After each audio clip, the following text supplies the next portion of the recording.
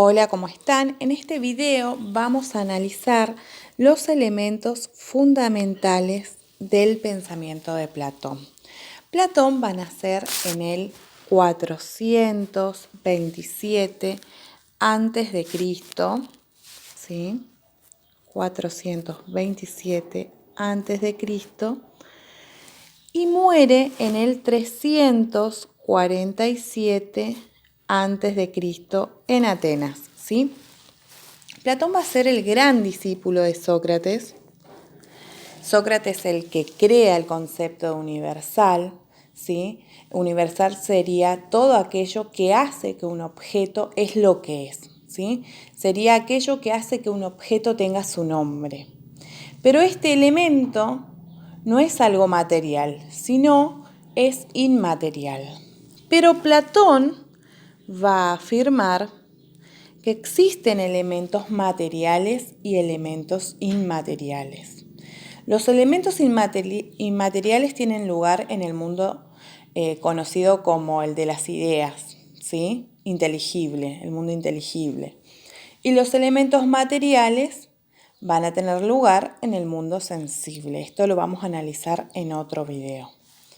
En un primer momento, Platón era partidario de Sócrates y había hecho suyo su pensamiento. Por eso sus primeras obras no encontramos un pensamiento platónico, sino más bien un pensamiento socrático. Pero poco a poco, Platón va a ir adquiriendo su propia personalidad y se va a ir alejando del pensamiento de Sócrates, y aquí es donde tenemos las grandes influencias de su pensamiento. Por ejemplo, una de las influencias va a ser Pitágoras. Cuando Pitágoras afirma de que lo que hay en el mundo es materia, ¿sí? Y elementos inmateriales como por ejemplo el cuerpo y el alma. Los elementos fundamentales, por ejemplo, también entre Heráclito y Parménides, ¿sí? Según Platón, el mundo sensible es un mundo que cambia continuamente, ¿sí? Y el mundo de las ideas es un mundo que no cambia en nada, donde el cambio y el movimiento es imposible, tal y como lo había afirmado Parménides. Pero existe un tercer elemento a la hora de establecer el pensamiento de Platón, y es su pensamiento político. Esta va a ser la clave de su pensamiento, ya que él va a intentar acabar con un sistema político que está basado en la idea de que todos los hombres son iguales. Él va a decir que no todos los hombres son iguales, porque hay unos que están preparados, ¿sí? Y otros que no están preparados para gobernar.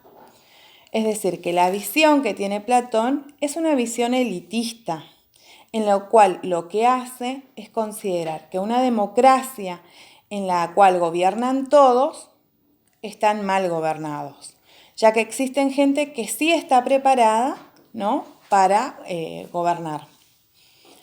También hay que tener en cuenta en esto, ¿sí?, en este pensamiento político que él va a tener elitista, es que él va a ser uno de los últimos descendientes de los reyes de Atenas, lo cual él va a formar parte de esta clase política, ¿sí?, esta clase económica poderosa, ¿no?, de Atenas.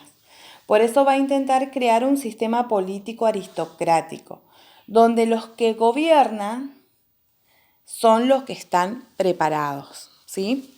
Bueno, en el próximo video vamos a analizar la teoría del conocimiento de Platón. Entonces vamos a repasar que Platón nace en Atenas en el 427 a.C. y muere en el 347 a.C., ¿sí?